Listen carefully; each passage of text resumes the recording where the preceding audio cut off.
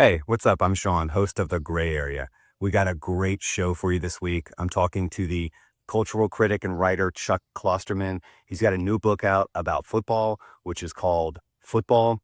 If you're into football, definitely watch this. But even if you're not, I promise you there's a whole lot more here. This is a really deep dive into why football's become such a culturally dominant force in this country, why it is the greatest TV show we have ever seen and probably ever will see, and why he thinks in the end the sport is probably doomed for reasons that might surprise you. Anyway, check it out. It's great, and I'll see you next week. Chuck Klosterman, welcome to the show. It's great to be here. I'm glad to have you here. A lot of people who listen to the show don't realize how much of a sports nut I am. I very rarely get a chance to like weave in that part of my life into this show, which is like decidedly not really a sports show.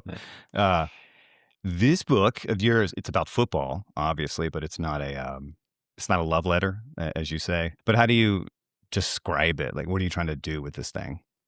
Well, the reason I say it's not a love letter is because I feel like sometimes when people write about an idea that, they're passionate about or it's been a lifelong relationship with or whatever, what they're really trying to do is sort of validate their own love for something and sort of persuade people to view the world in the same kind of romantic way that they view this thing. And this is not what that is like. It doesn't really matter if I'm writing about sports or music or film, or whatever the case may be. I kind of do it in the same way, which is all just sort of a form of criticism.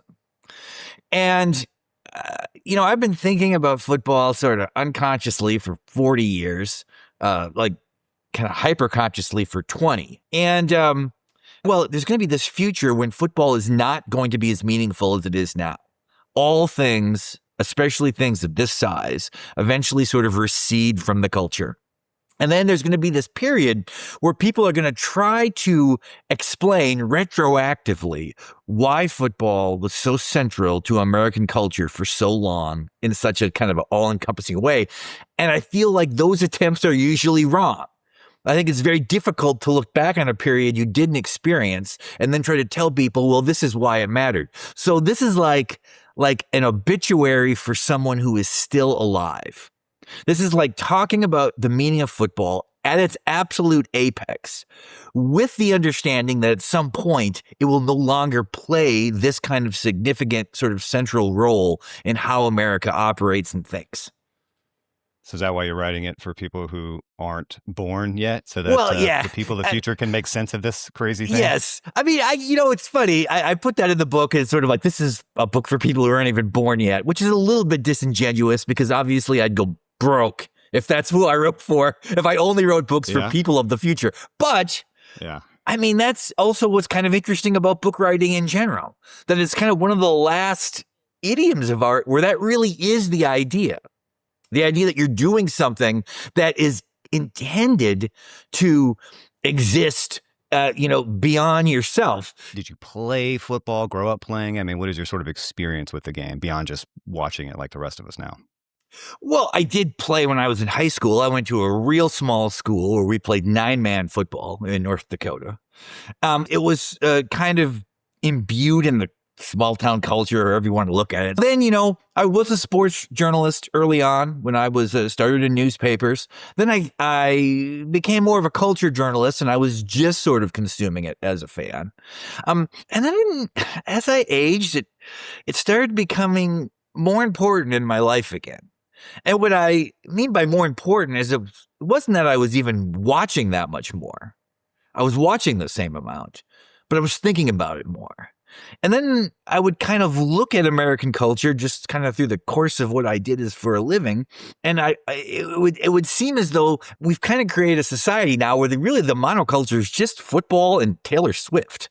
Those are really the only things that are like that now. And I'm not being sarcastic. It really is the case. Yeah. Football in the United States is as popular as virtually every other sport combined. Well, why is that, Chuck? Why do we love this thing so much? Why is it so clearly the biggest sport / TV show in the country by several country miles?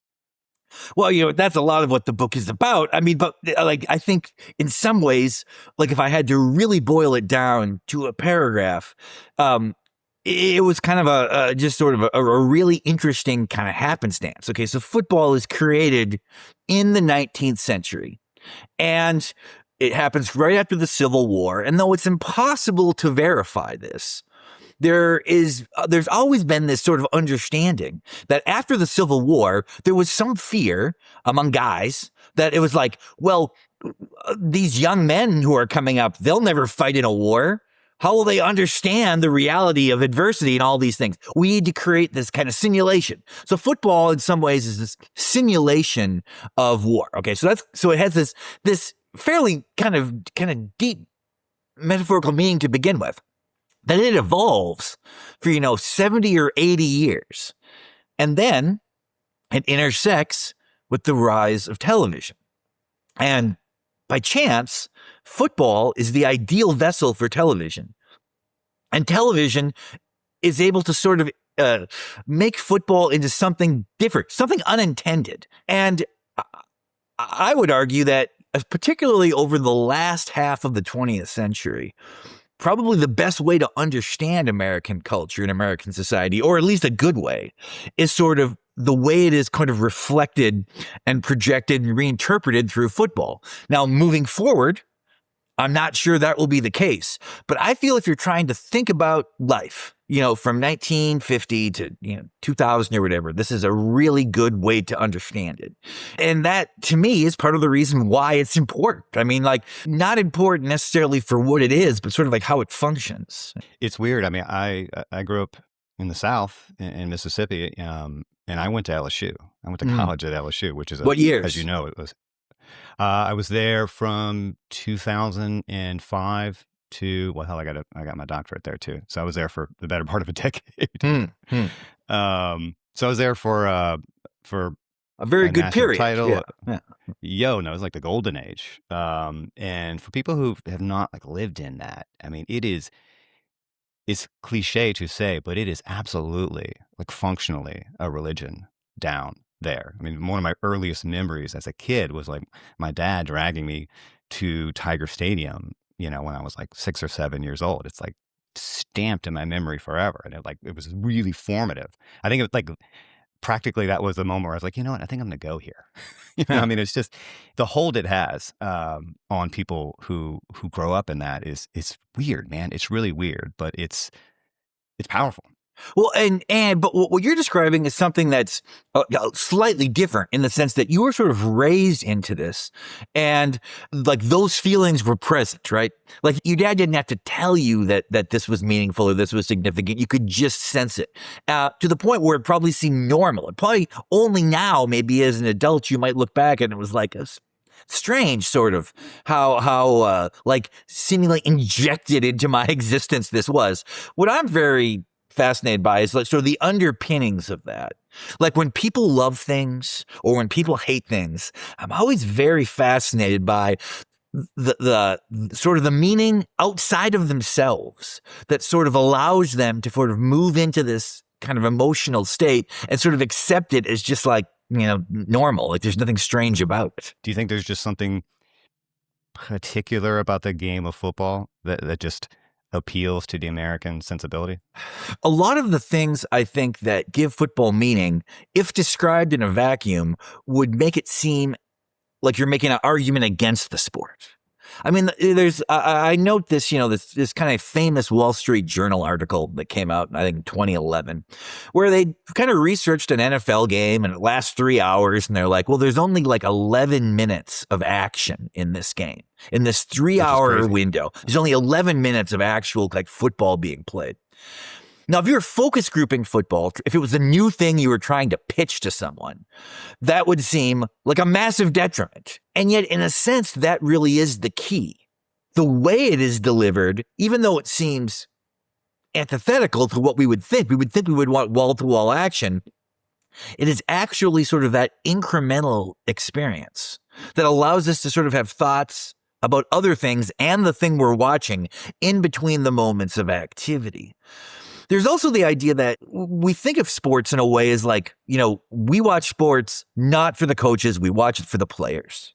And we want the players to have this ability to express themselves. One thing people like about the NBA is you can see the guys' faces.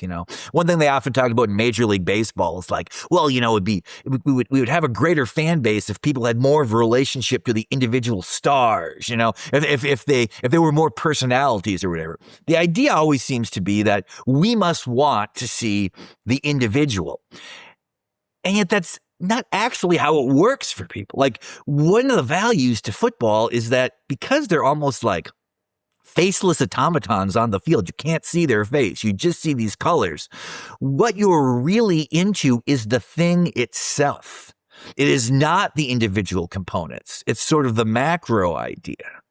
And I think that probably blends with a lot of the ways that people sort of understand culture. I think that we all kind of intuitively understand that something about football is making it different to people. Like the fact that in 2023 or whatever, it's like of the 100 most watched broadcasts on television, 93 of them were NFL games.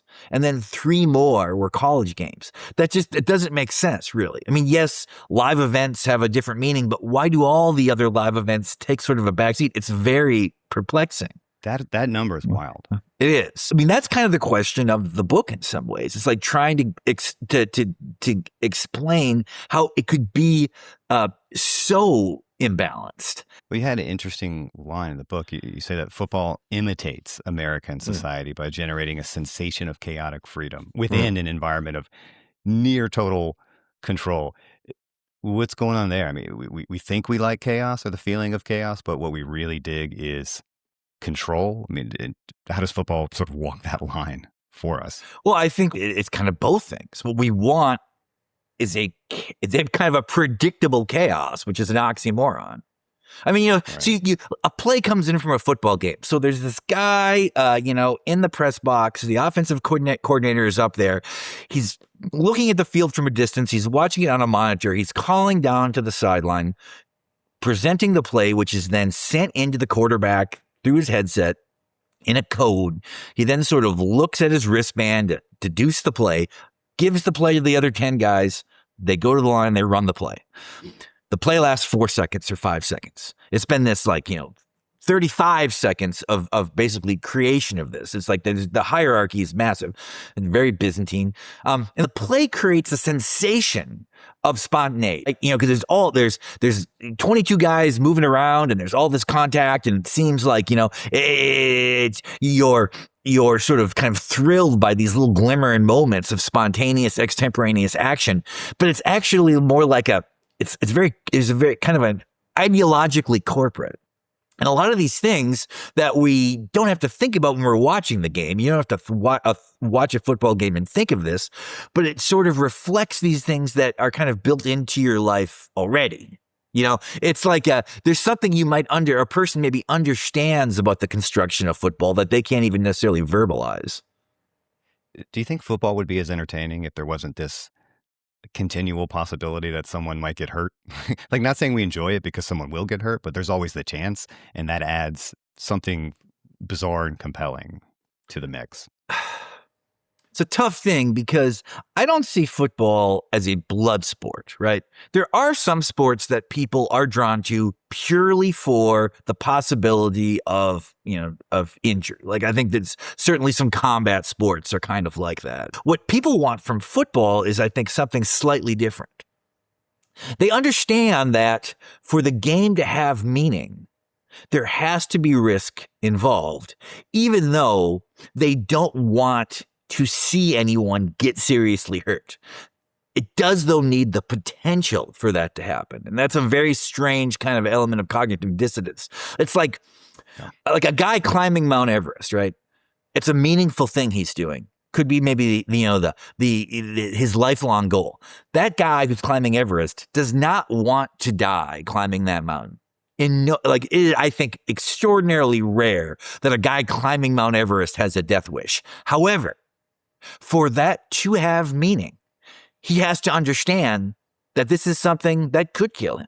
We're able, because of modernity, to sort of separate that real physical danger from most of our lives, but football is a simulation where that's still true. So it's not that people are watching football hoping someone gets hurt.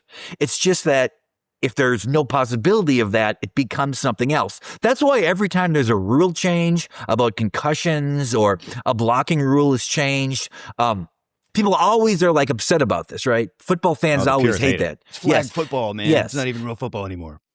Because what they sort of understand, and this is, even though that always sounds like an idiotic argument when it's made in public, it makes the person sound like a caveman or whatever when they're saying that.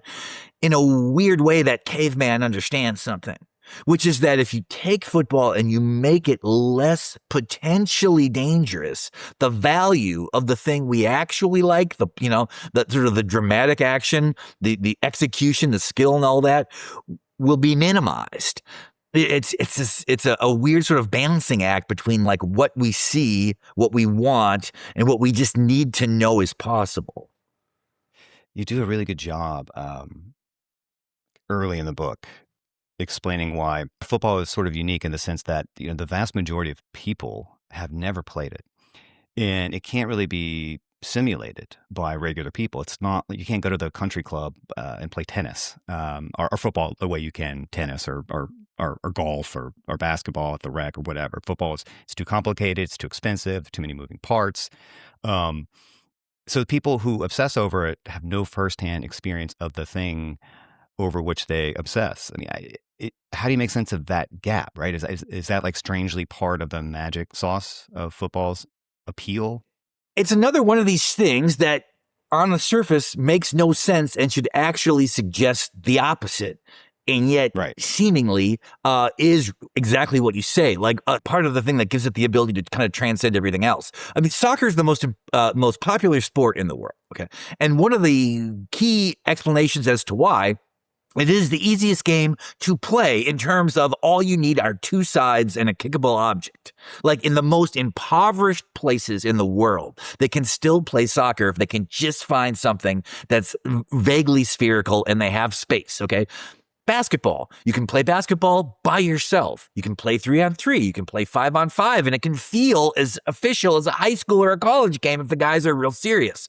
Baseball is complicated. Has this big field. You got to need a lot of guys. And yet we have recreational softball. So a guy who played baseball can still play softball into his 60s. Football is not like that at all. Football can really only be played in its most official capacity. You need all these guys. You need all this equipment. You need to rehearse or, however you want to practice. There's so much, hours upon hours. If you had 11 guys just show up and you said, we're going to play a tackle football game today, it would take 2 hours just to fit all the equipment on everybody, figure out whose shoulder pads fit, who's going to stand where, who's going to play what. It's an impossible thing. Here again, this should be something that should be to the game's detriment. For the most part, the things we see on television in sports, we are able to do a vague simulation of in our life, but football isn't like that. And as a consequence, it almost kind of levels the playing field. If there are 4 people in a room watching a football game, their experience with that sport is almost identical. Some of them may have played, I played football, 35 years ago or but even that's like a memory. The stakes meant nothing. Everything has evolved since then. We're all kind of the same in this excluded world. But I mean, the exclusionary nature of football, I think probably and somewhat paradoxically does play a role in in sort of the magnitude of interest. I think you actually write at some point that football is a purely mediated experience, even when there's no media involved, which yes. I guess could be interpreted in different ways. I mean, do you think the sport is really, at this stage of history, only really intelligible as a TV show? I mean, is it only intelligible? No. But the meaning of the game now is a mediated experience for anyone outside of a handful of players playing it actively and coaching it actively. For everyone else, it is a kind of a media whatever simulacrum, however you want to look at it. When someone is in the stands of a football game, right, and they're watching the game, say from, the corner of the end zone, there is occasionally moments where the play happens right in front of them and they have this unique vantage point that no one else can see. But most of the time, what they are doing when they watch that game is seeing the action on the field from their seat and mentally transposing it with how it looks on television. Sort of the classic midfield shot, from the side. You can't see depth. You can't even see the free safety and the strong safety. Usually, they're usually out of the frame. It's not the ideal way to see anything, but we have been kind of conditioned and socialized to understand the sport through that. And this is tough, right? Because so I'm making this argument, and there's someone listening to this podcast right now that's saying, that's not what it is for me. You can't get inside my mind. You don't know what I'm seeing. That's true. That's true. Like, there are probably people out there who are hearing this and they're like, that's not how it is for me. But that's how it is for most people, including a lot of the people who are disagreeing. Like, there's certain elements of the way our mind deals with visual media, I think, that is far beyond our conscious control. And I think that most of our experience in life is more unconscious than conscious. Why do you think people still go to the games if you can't really see shit while you're there? I mean, I've been to games and I watch it on TV. If you actually want to watch the game, consume the game, it's not even close. It's much better on television. And yet people still go. What are they getting out of that? Well, I mean, there are many ancillary reasons for going to football live. You talked about going to LSU games with your dad when you were a kid, right? Sort of the pageantry of that, the emotion of that, the sense that you're in a community, all of these things, the idea that you're doing something adult, that people can behave differently live, that you are showing support for something, that you are automatically for 3 hours friends with thousands of people. That because you're all there for the same purpose, and that purpose is shared, even though you might have no relationship to them outside of this game, you have it while it's there. These are all reasons why people like going to events. People just like going places, right? They like being out in public. But that's different than saying, I'm going to this game because I really want to see what happens. If you really wanted to see what was happening, you would watch it on television. There is no one in a football stadium, including the quarterback and the coach, who is seeing the game as clearly as the person on television. So if football is like so essentially this mediated experience, like, what are we actually watching when we watch it? Are we watching a sport on TV, or a TV show about a sport, or a sport that used to be a sport and then became a TV product? Well, I mean, it's a mediated experience for the consumer. It's a real experience for the people involved. Like, I mean, that is the thing that, like, well, we were talking earlier about, the idea of violence, the premise of violence, right? And how nobody there's a non-zero chance that someone who watches a lot of football will eventually see someone die on the field, okay? I expect that to happen in my lifetime. It seemed like it happened on a Monday night game between the Bills and the Bengals a few years ago, and then the guy lived, but it seemed like it was going to happen, right? Nobody wants to see that, right? There's no part of me that wants that to happen. But if it never happened or it couldn't happen, then what I'd be watching was a play. Sports are an incredibly rare example of entertainment where nobody knows what's going to happen. I mean, that's, right. You're watching the Academy Awards, right? We don't know who's going to get Best Picture, but someone does. The guy who wrote the card, the guy's going to open up the envelope, knows. But when the last game of the year, when the Steelers playing the Ravens and there's all these missed field goals, that is truly a spontaneous thing. It is a completely unwritten script. And the overlooked miracle of sports is that anything can truly happen and no one knows. And I just think the experience of liveness is underrated, that we don't think about how meaningful and how rare that actually is. Support for the show comes from Bombas. It's the new year, so you probably have a long list of resolutions to make your life happier and more productive. Everyone has their own system. Here's mine. I take last year's resolutions and change I resolve to I resolve not to. This year, I've resolved not to drink less wine, not to do more exercise, not to be a more patient, attentive, and gracious husband and father, and not to make smoother segs and ads for Bombas. If you're trying to hit the gym or get more active, the all-new Bombas sports socks are engineered with sport-specific comfort for running, golf, hiking, skiing, snowboarding, and all sport. For those everyday, around-the-house resolutions, Bombas also has you covered with the super luxurious Sherpa Sunday slippers and new squishy Saturday suede slip-ons for comfort on the go. You may know I've tried out Bombas myself. I've been rocking the sports socks for over a year now. They are my favorite. I work out in them, I run in them, I use them basically every day. You can head over to bombas.com/gray area and use code gray area for 20% off your first purchase. That's bombas.com/gray area, code gray area at checkout.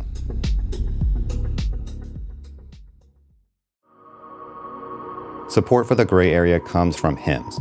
ED is more common than you think, but it can also be simpler to treat than you think too. Through Hims, you can connect online with a licensed provider to access personalized treatment options discreetly and on your terms. Hims can offer access to personalized prescription treatment options for ED if prescribed. And if prescribed, they say their options range from personalized products to trusted generics that cost 95% less than brand names. Hims say they bring expert care straight to you with 100% online access to personalized treatments that put your goals first. You can think of Hims as your digital front door you can step through to get back to your old self. It's not a one-size-fits-all approach. They say they put your health and goals first with real medical providers making sure you get what you need to get results. You can get simple online access to personalized, affordable care for ED, hair loss, weight loss, and more by visiting hims.com/gray area. That's hims.com/gray area for your free online visit. hims.com/gray area. Support for this show comes from Shopify. With the new year comes fresh motivation to finally tackle all those projects you've had kicking around your head. Maybe it's time to finally clean the garage out or clean out the stove. And if you're looking to start something that doesn't have to do with cleaning, maybe you should start that business you've always dreamed of. Shopify says they can give you everything you need to sell online and in person, so you can finally become the entrepreneur you were always meant to be. Shopify lets you choose from hundreds of beautifully designed templates that you can customize to match your brand and get set up fast with Shopify's built-in AI tools that write product descriptions, headlines, and can even help you edit product photos. If marketing isn't your thing, Shopify has marketing tools built directly into the platform so you can create email and social campaigns that reach customers wherever they're scrolling. And as your business grows, Shopify grows with you, letting you manage more orders and do it all from one easy-to-use place. In 2026, stop waiting and start selling with Shopify. You can sign up for your $1 per month trial period and start selling today at shopify.com/Vox. Go to shopify.com/Vox. That's shopify.com/Vox. Hear your first this new year with Shopify by your side. Football really poses this question. Should strangers be allowed to do very dangerous, very popular things? Yes. And I think your answer is sort of uneasily, yeah. And I think mine is too, but also, man, it's a little uneasy. It is the popularity of the thing that makes this question so complex. Earlier, I mentioned people climbing Everest. Nobody seems to be arguing that we shouldn't allow people to climb Mount Everest unless they're doing it from an environmental perspective. But very rarely do you hear someone saying, we shouldn't let people try to climb these, K2 or whatever because it's too dangerous for them. You rarely hear people saying that we shouldn't allow, say, bull riding, unless they're from a position that, it's unfair to the animal, like a beat-up position. It's never that the guy's taking too much risk riding this bull. Skateboarding, there's tons and tons of concussions every year, most of which are completely unreported.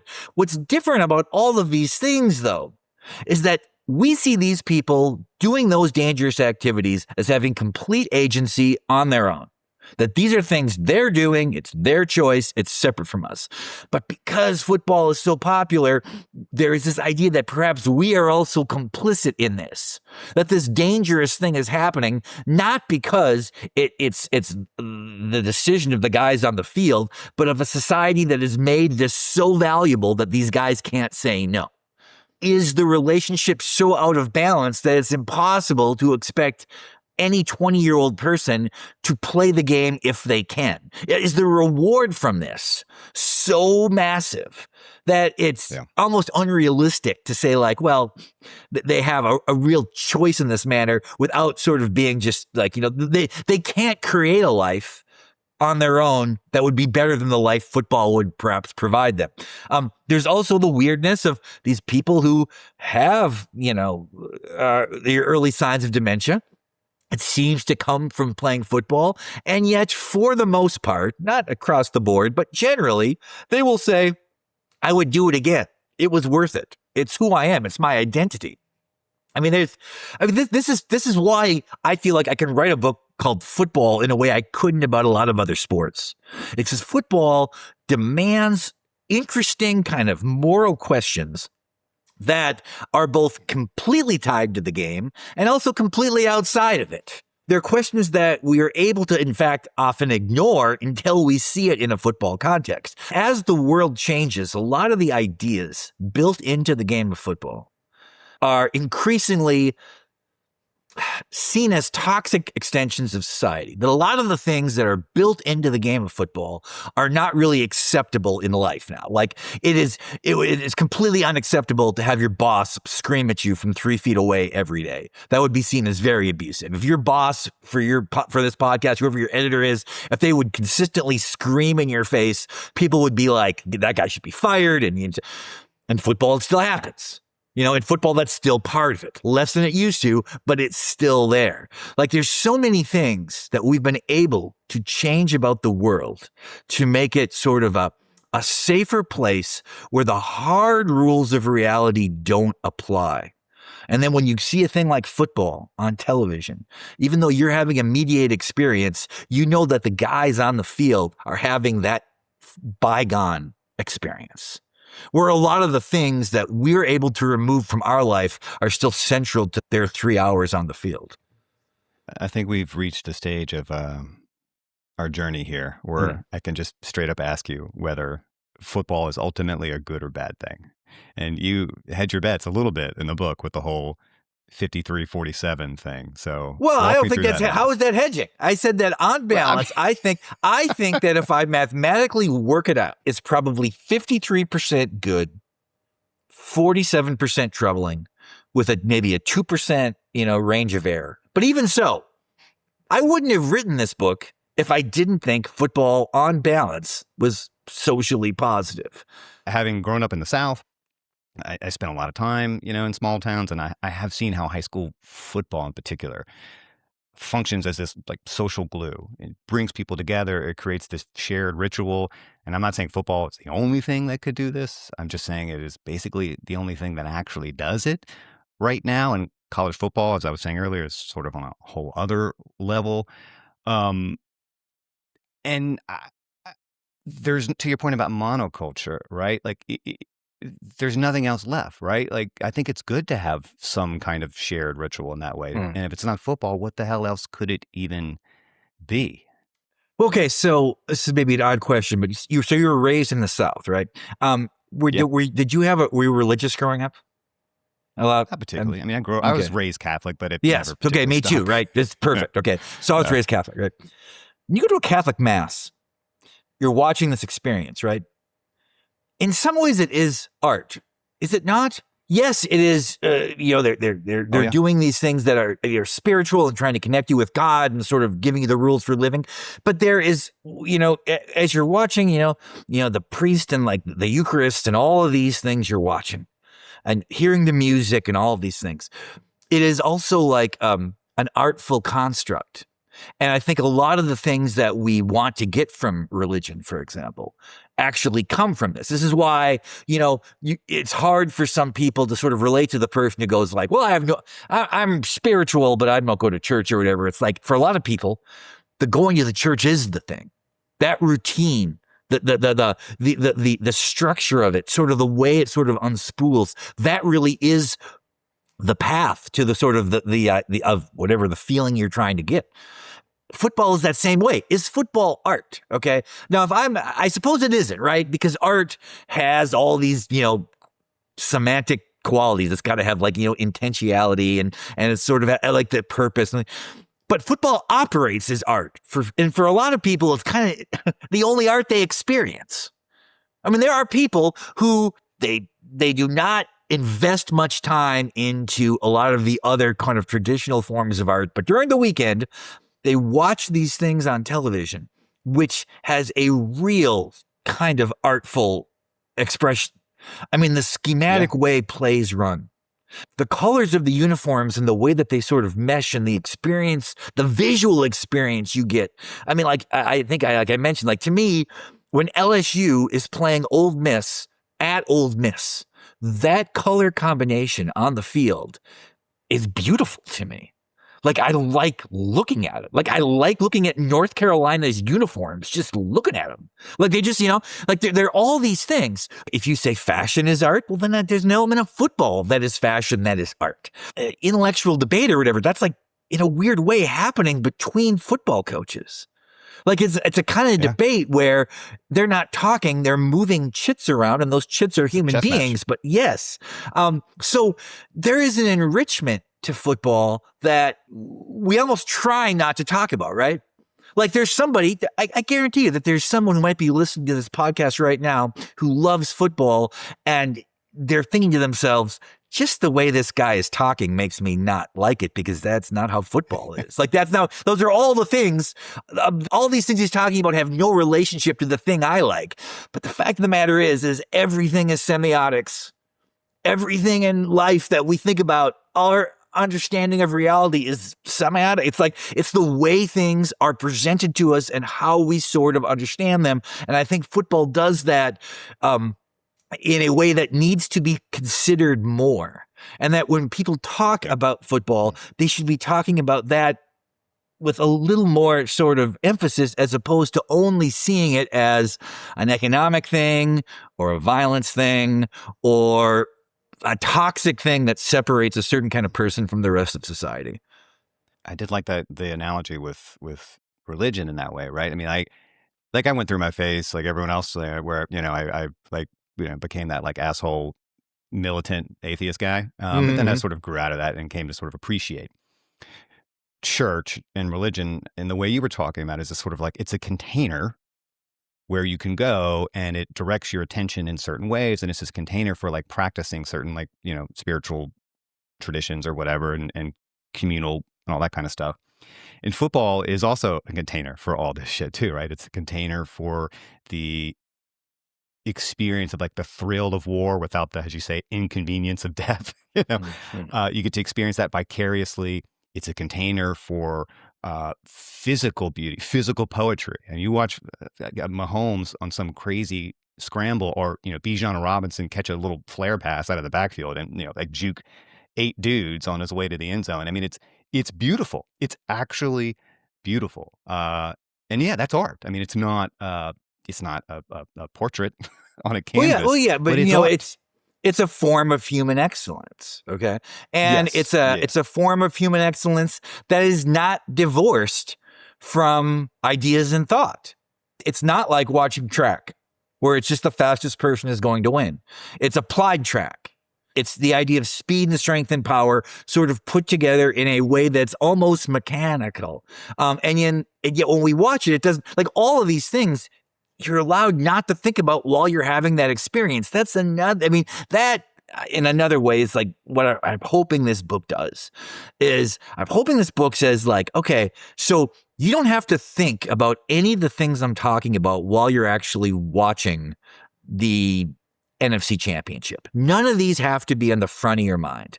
But the reason you're having this experience is for all these things underneath that are fun to think about, but not required to enjoy the thing. It would be like you don't need to read a cookbook in order to enjoy pancakes. But there are reasons that you might love pancakes that are built into that cookbook, if you know what I mean. Support for the gray area comes from HIMSS. ED is more common than you think, but it can also be simpler to treat than you think too. Through HIMSS, you can connect online with a licensed provider to access personalized treatment options discreetly and on your terms. HIMSS can offer access to personalized prescription treatment options for ED if prescribed. And if prescribed, they say their options range from personalized products to trusted generics that cost 95% less than brand names. HIMSS say they bring expert care straight to you with 100% online access to personalized treatments that put your goals first. You can think of HIMSS as your digital front door you can step through to get back to your old self. It's not a one-size-fits-all approach. They say they put your health and goals first with real medical providers making sure you get what you need to get results. You can get simple online access to personalized, affordable care for ED, hair loss, weight loss, and more by visiting hims.com/gray area. That's hims.com/gray area for your free online visit. hims.com/gray area. Support for the gray area comes from Delete Me. If you're looking for a New Year's resolution, you might want to consider making sure your online data is protected. Delete Me can make it easy, quick, and safe to remove your personal data online at a time when surveillance and data breaches are common enough to make everyone vulnerable. All you need to do is register and tell Delete Me what personal information you'd like removed, and their expert team takes it from there. Our colleague Claire White has used Delete Me, and here's what she thinks. I find the reports that Delete Me has sent to be incredibly thorough. It includes the company, the removal time, and how many searches that website could have. Each report that Delete Me sends scans a list of sites they've determined to be unsafe, and they continue to report if that website is clean or if they've found your data re-pop up there after they've removed it, which is really helpful. See why Wirecutter named Delete Me their top pick for data removal services. You can take control of your data and keep your private life private by signing up for Delete Me, now at a special discount for our listeners. Get 20% off your Delete Me plan when you go to joindeleteme.com/Vox and use promo code VOX at checkout. The only way to get 20% off is to go to joindeleteme.com/Vox and enter code VOX at checkout. That's joindeleteme.com/Vox, code VOX. Support for today's show comes from Hungry Root. Sometimes we just don't have the time or brain space for proper grocery shopping. Sure, you know what's better for you, but when you're in the grocery aisle, it's usually grab whatever looks the easiest. Thankfully, Hungry Root wants to change that. Hungry Root basically works like a personal nutrition coach and shopper in one by planning, recommending, and shopping everything for you. They take care of the weekly grocery shopping, recommending healthy groceries tailored to your taste, nutrition preferences, and health goals. I've actually had a chance to try Hungry Root, and it's been great. I've tried a couple of these food delivery services before. I don't want to name names, but they weren't great. They sent us a huge box full of entrees. There was meat and seafood, snacks, stuff for the kids, stuff for me, stuff for my wife. There wasn't a single thing in there I didn't like, so I'm going to order another one. Take advantage of this exclusive offer. For a limited time, get 40% off your first box, plus get a free item in every box for life. Go to hungryroot.com/gray area and use code gray area.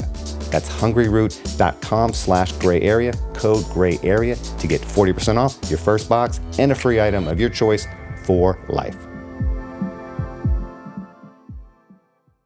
You sort of alluded to it earlier, and you say it kind of casually in the book pretty early on, that you think football is doomed. How confident are you in that? Do you really think it's doomed? What's the timeline for extinction? I mean, what I think is that football is going to continue to become more popular for the next 15 or 20 years. So I think there's going to be this period where football actually grows more popular more than it even is now. But I think what is going to happen is that when something is as large, particularly as the NFL is, and as the NBA and Major League Baseball is, it becomes more fragile as it gets larger and larger.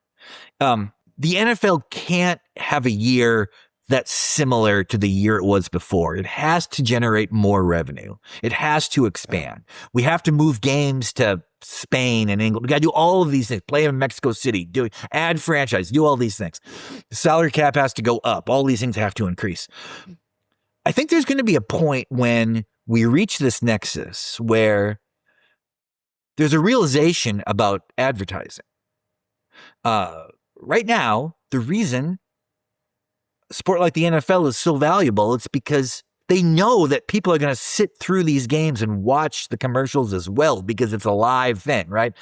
It is really the only option that they have to really reach this a number of people. It's the best option, at least.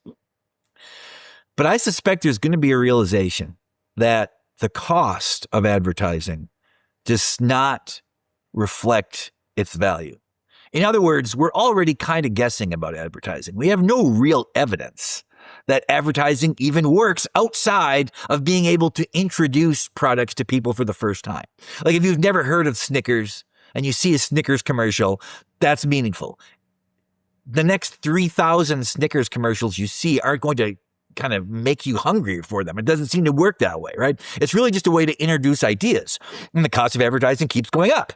The cost of the Super Bowl commercial is insane. And what's going to happen is there's going to be a point, I think, when these networks and these streaming platforms and all these places are suddenly going to be like, boy, I don't think that we can pay the same amount that we currently do for the NFL. But the NFL's cost keeps going up. Advertisers seem to be losing interest in this experience. What are we going to do? And there's going to be this massive work stoppage, like a real serious work stoppage, much more than the strikes of the 1980s. And the response will not be the way it would be now.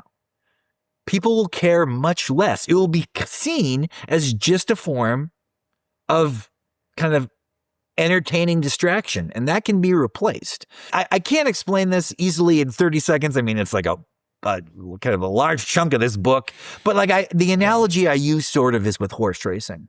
Which, 100 years ago, the three biggest sports in America were boxing, baseball, and horse racing.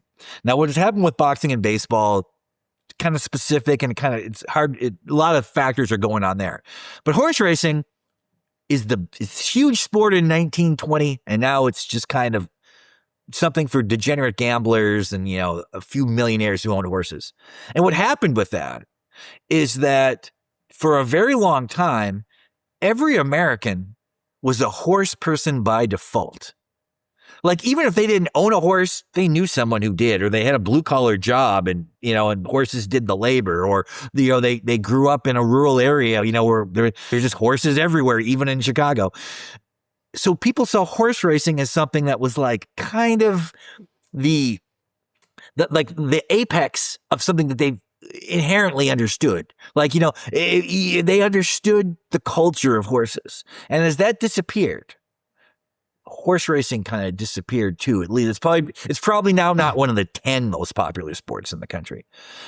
I think a similar thing is going to happen with football, which is that the average is such a better TV show, though, Chuck. Right? It is. Such a better it TV is. show. I mean, although, yeah, I hope I'm wrong about this. I mean, my hope is that when I die, people complain about my funeral because they're missing a football game. I hope that happens. I hope it's still that central to the world. But I mean, for a whole bunch of reasons, I don't think it will. You talk about this in the book about how you're writing it for these, like, it's imaginary person in the future, that future generations are very likely to misunderstand football the way we misunderstand, the Roman gladiators.